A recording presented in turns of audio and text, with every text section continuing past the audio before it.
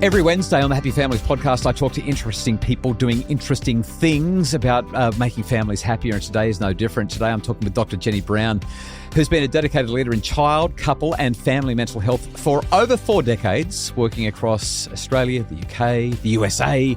Her background is in family therapy and something known as Bowen family systems theory. That's a whole lot of psycho stuff that we will get into, and it'll make perfect sense in a couple of minutes. But her long-term focus has been strengthening families, primarily by empowering parents to support their children's emotional and psychological well-being. Jenny has a brand new book out called The Parenting Paradox. The Parenting Paradox. Loving our children by giving them space to grow. Now, if you are one of our US listeners, it's already out. Came out June 11. If you're in Australia, it comes out in a few days, July 19. And today we talk about what this parenting paradox is and how we're supposed to give our kids space to grow when everybody tells us that we're being negligent if we give them any space at all, because they have to be structured and supervised and on the carpet in the living room being watched over. I can't wait for the conversation. Please join me right after this break for a conversation with Dr. Jenny Brown about the parenting paradox. Stay with us. Hello and welcome to the Happy Families podcast, where you get real parenting solutions every single day. This is Australia's most downloaded parenting podcast.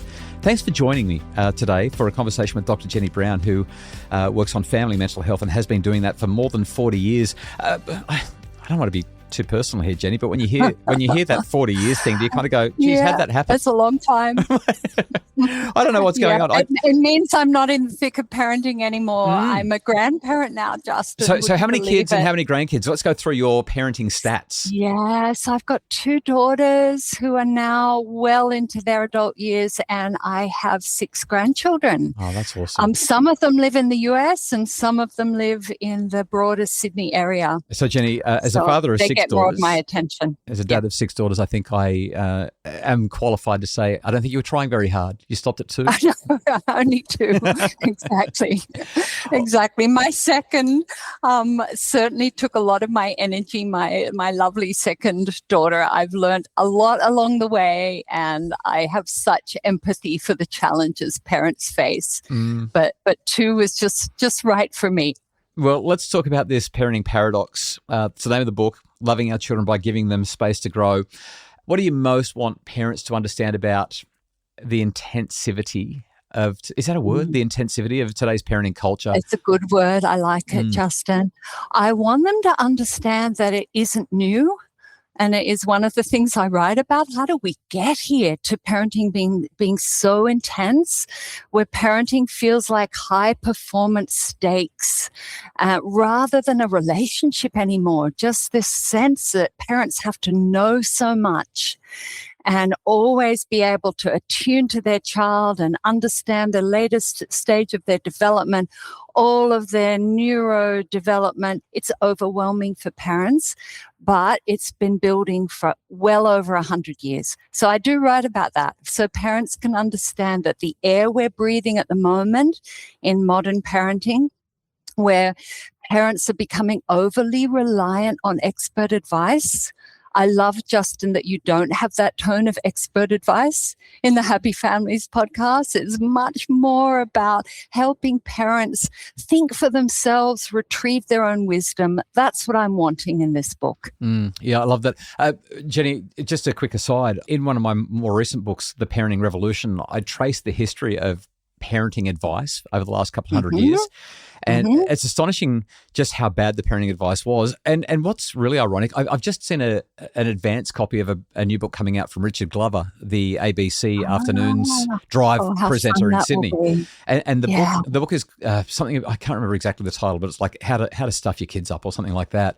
And he's done a really deep dive. Like I did a shallow surface level, here are the terrible bits of advice, but he's gone really deep. And what you say is absolutely right. Like this fascination with intensification around parenting and structuring children's lives, it's been there for a long time. There's been a lot of judgment. There's been a lot of heavy duty push from the quote unquote experts. And that's why I always I chafe a bit when people call me an expert, because I know a lot about parenting, but I don't ever want to be that. And I know you don't either, which is why we're talking. It's ironic, isn't it, that we're here talking about parenting, but saying less is more to parents out there. They want to find a way to manage what's in their control, not feel they have to know every little detail about each of their children. I think there's value as well, though, in highlighting, like you've just said, less is more. And sometimes parents can hear that as encouragement to just step away, just to step back. And I'm always at pains to highlight, this isn't about saying, well, just have some mild disinterest in your children's lives, but rather let them, well, I mean, your subtitle, Loving Our Children by Giving Them Space to Grow. When you watch and sit with and work with parents, what do you think the biggest challenge is for them to actually give them space? Because I like that intensification comes from a good place, right? We just want the best for our kids. It does. It's not that parents don't love their kids. It's how to redirect that love in a way that doesn't inadvertently crowd a child's developmental breathing space. So what I'd want to say to parents in terms of the giving kids space to grow, the secret is, and I've learnt this from Bowen Family Systems theory over the years, that the parent makes a project out of themselves, not their child. What can I manage about my reactions to the child? So my reactions don't get in the way of my child. What is so hard, though, for parents is that when they work at managing themselves with their children, their kids, particularly the ones they've gotten into a worry cycle with, their kids are in that dance as well. And they are inviting their parents to keep worrying about them. Or if they're defiant, they're provoking their parent to keep challenging them because they feel the endorphins being able to stand up to their parents and defy them. So I'm helping parents get out of these cycles, and they can do it. And it's not as complicated as parents think. I'll give you an example from my living room just about a week ago. I'm so embarrassed to admit this, but this is real family life. I'm sorry. I should also highlight, I love the way that you've said that the Bowen Family System theory very much says that you make a project out of yourself, not out of your child. I've always said that parenting is about parents. That's why it's called parenting. If it was about children, we would call it childrening, but we call it parenting because it's about us. Indeed, agreed. But aside from my terrible English just there, you're talking about how we're trying to work on ourselves, but our children keep on inviting us into or pulling us into their emotional vortex and creating this conflict. So I had this interaction with my 16-year-old.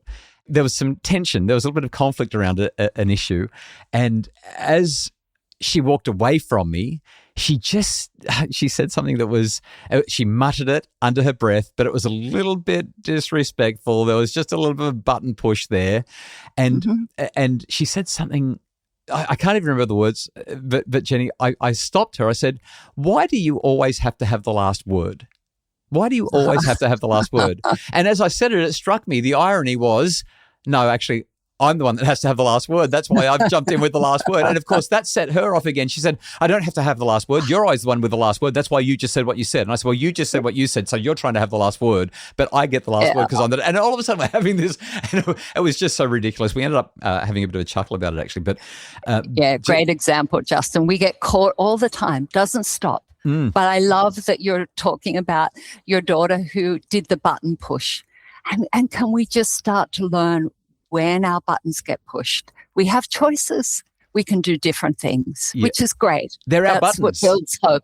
Yeah. Like yes. if my button's being pushed, then I need to cover my buttons so that they can't get pushed. Yeah. After the break, I want to talk about what those choices are. You've just said we have choices. We can cover our buttons. We're going to have a chat about a couple of things that we can do to work on ourselves as a project, which means that we're going to model things better for our kids and hopefully break out of the challenging cycles that we can create in our homes. Stay with us. That's next on the Happy Families podcast.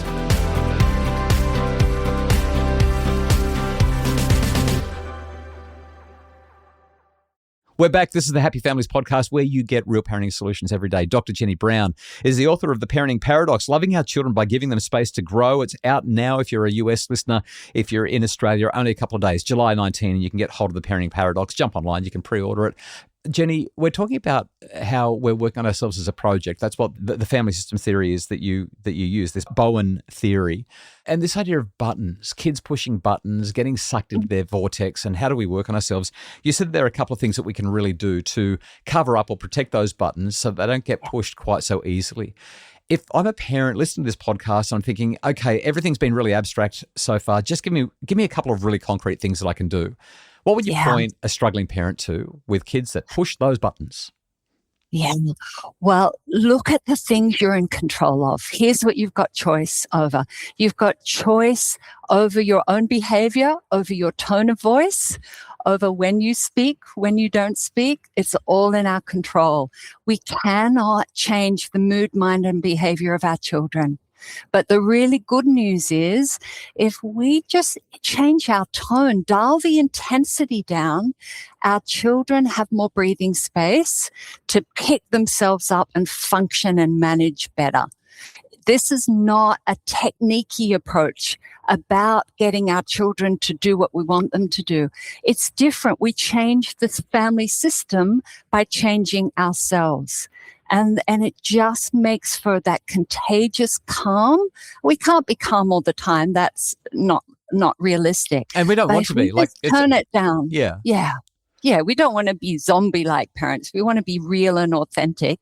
And with that, when we lose our cool, and I've heard you say this, Justin, we have the choice to acknowledge that to our kids and apologize. You know, I feel strongly about that issue, but I don't like the way I shouted at you then. That's not how I want to be as a parent.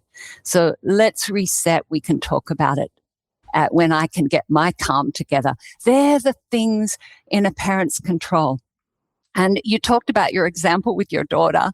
I hear parents all the time say, when I stopped over explaining myself, I've said it once, I don't need to repeat it. That's a choice a parents can make. And it's amazing the difference in not fueling one of those vortexes of constant debate, conflict, or so many parents are getting caught in the worrying and rescuing of their children. And this whole book and approach is inviting parents into a mindset shift for many parents. So we do not need to change our children, but when we adjust ourselves, our children do start to grow. And that's a beautiful thing. You've just highlighted worry.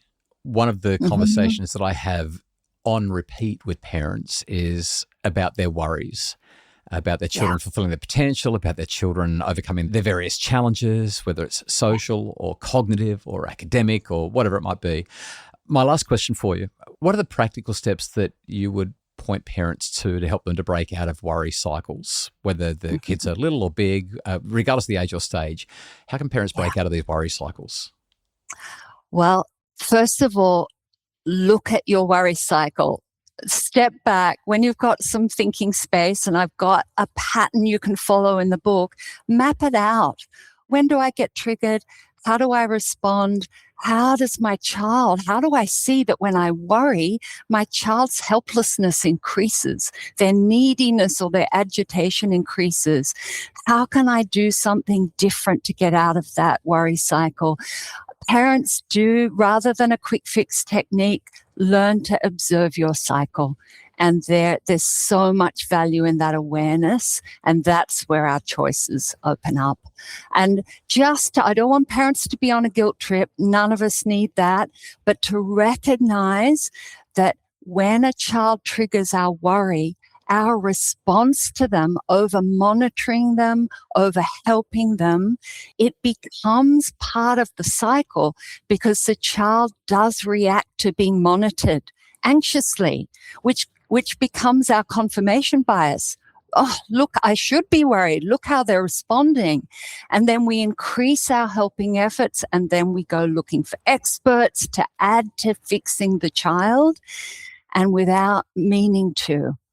No parent means this, but we can be part of a child shrinking back in their capability, even if they have genuine biological difficulties or genetic issues.